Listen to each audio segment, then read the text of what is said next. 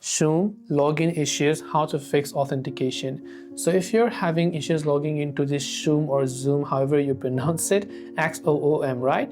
So maybe you're trying to log in but having some issues. Now Xoom is a partner affiliation with PayPal. So if you're having issues with just logging in with your independent Xoom email ID, you can also log in with PayPal. But before that, try to check you have a stable internet connection. So if you're using Wi-Fi, you can just try to switch your cellular data or vice versa and see if that actually helps you solve the problem in the process. If you're using VPN, proxy, or any sort of custom DNS settings, make sure to disable those.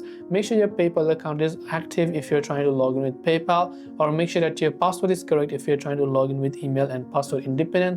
If you forgot the password, you can also try to reset it. Uninstall and reinstall the app, and also try to check if there is an update for the Xoom app on the Play Store or your app stores.